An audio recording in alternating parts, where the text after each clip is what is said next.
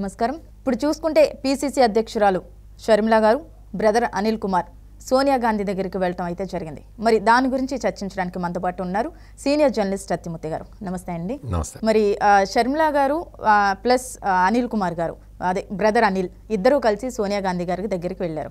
ఎందుకంటే వైఎస్ జగన్ గారికి బెయిల్ రద్దు చేయొద్దు, జైల్లోనే ఉంచండి అని చెప్పడానికైతే వెళ్ళినట్టయితే సమాచారం ఉంది. కానీ షర్మిల గారు ప్రెస్ మీట్ పెట్టి మరి మేమిద్దరం కాదు వెళ్ళింది, భారతిరెడ్డి గారు బ్రదర్ అనిల్ వెళ్ళారు అని ఆవిడ చెప్పడం జరుగుతుంది. అసలు ఏమంటారు? ఇది కథ కమామిషి ఏంటంటారు? ఇది ఎప్పుడో చాలా పాత స్టోరీ అమ్మా. ఇప్పుడు ఎప్పుడో 10-12 ఏళ్ల కిందట జరిగింది.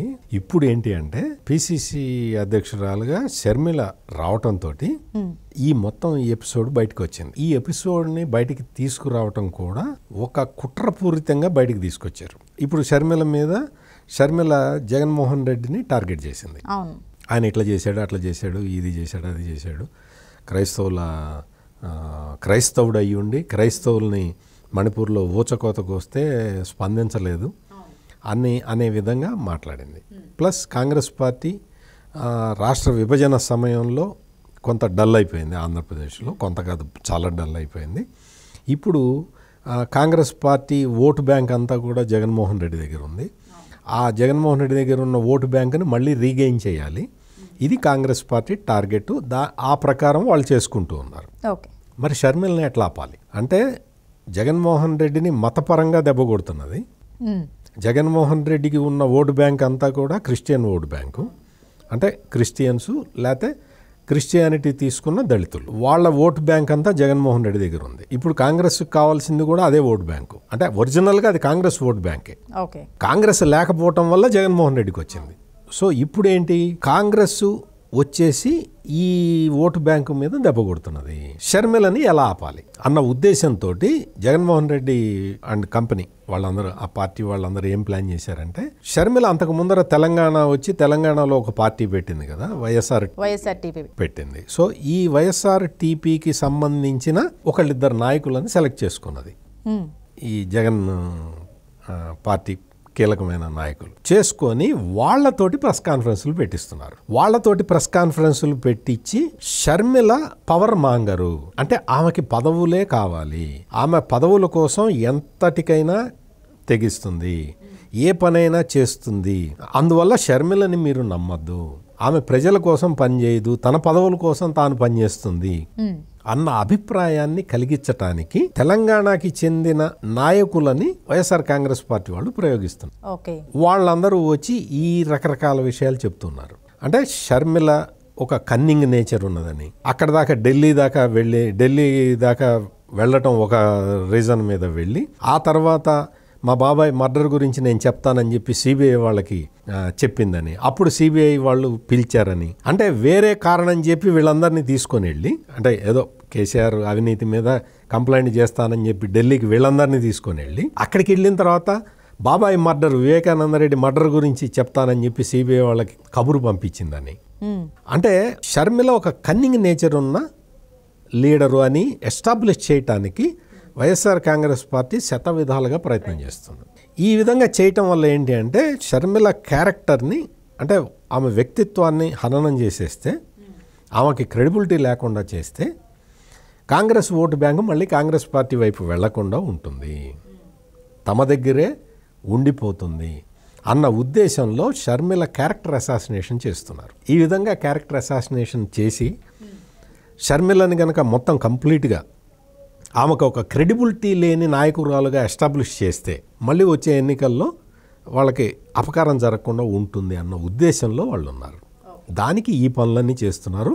ఈ క్రమంలో ఇది తీసుకొచ్చారు. బ్రదర్ అనిల్ వెళ్ళి సోనియా గాంధీని కలిసి జగన్మోహన్ రెడ్డి అప్పటికి యూపీఏ ప్రభుత్వం ఉంది కేంద్రంలో, అందుకని జగన్మోహన్ రెడ్డిని జైల్లోనే ఉంచండి, షర్మిలని ముఖ్యమంత్రిని చేద్దాము, షర్మిల మీరు ఎట చెప్తే అట్లా వింటుంది అని బ్రదర్ అనిల్ సోనియా గాంధీకి చెప్పాడు అని ఇప్పుడు ప్రచారం చేస్తున్నారు.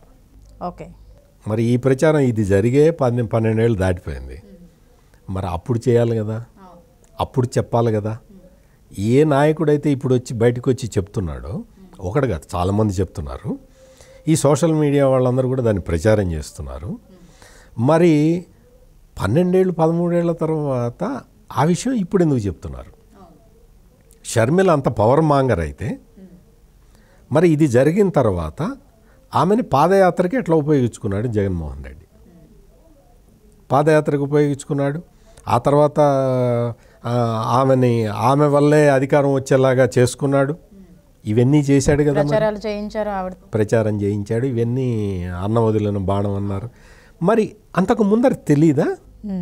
ఈ ప్రశ్నలన్నీ షర్మిల డైరెక్ట్గా వేస్తున్నది. దాంతో వైఎస్ఆర్ కాంగ్రెస్ పార్టీ వాళ్ళు చేయిస్తున్న ఈ ప్రచారం అంతా కూడా తప్పు అని ఇప్పుడు ఆంధ్రప్రదేశ్ ప్రజలు ఒక స్థిరమైన నిర్ణయానికి వచ్చున్నారు. అందువల్ల వీళ్ళు ఎంత చెప్పినా ఎంత చేసినా కానీ ఎక్కడా ఒక పైసా ప్రయోజనం కూడా రాదు. ఈ ఎలిగేషన్ రాగానే కౌంటర్ చేయడానికి షర్మిల ఏం చెప్పిందంటే, నా భర్త అనిల్ ఒక్కడే కాదు, అనిల్తో పాటు అప్పుడు సోనియా గాంధీని కలిసిన వాళ్ళల్లో జగన్ భార్య భారతీరెడ్డి కూడా ఉన్నది అన్న విషయాన్ని షర్మిల రివీల్ చేసింది. అప్పటి వరకు ఈ చెప్పిన నాయకులందరూ కూడా భారతీరెడ్డి సోనియా గాంధీని కలిసిన విషయం దాచిపెట్టారు. ఓకే, అంటే మనం అర్థం చేసుకోవాల్సింది ఏంటంటే ఎంత కుట్రపూరితంగా వ్యవహరిస్తారో మనం తెలుసుకోవాలి. అంటే ఇంత కుట్రపూరితంగా అంటే భారతీరెడ్డి సోనియా గాంధీని కలిసింది అన్న విషయం బయట చెప్పలేరు. ఎందుకు చెప్పలేరు? అన్న టైగరు, అన్న పెద్ద పులి, అన్న అసలు పులివెందుల పులి, ఈయన సోనియా గాంధీని ఎదిరించిన ధీరుడు, సాహస వీరుడు అని ఒక ఇది ఇస్తారు కదా. ఇప్పటివరకు అదే పిక్చర్ ఇచ్చారు కదా. సోనియా గాంధీ అంతటి నాయకురాల్ని ఎదిరించి సొంత పార్టీ పెట్టిన యోధుడు అని కదా జగనన్నకి.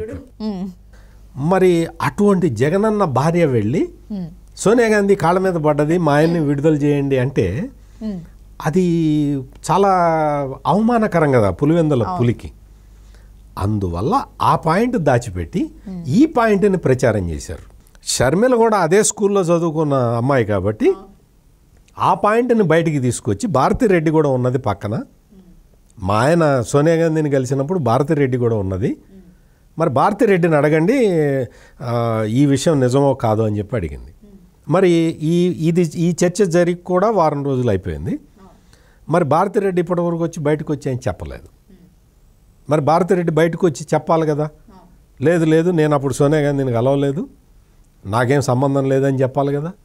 చెప్పలేదు, ఇప్పటివరకు చెప్పలేదు. కాబట్టి వైఎస్ఆర్ కాంగ్రెస్ పార్టీ ఈ విధమైన ప్రచారాలు చేస్తుంటే షర్మిల వాటికి ఎక్కడికక్కడ చెక్ పెడుతూ ఉన్నది.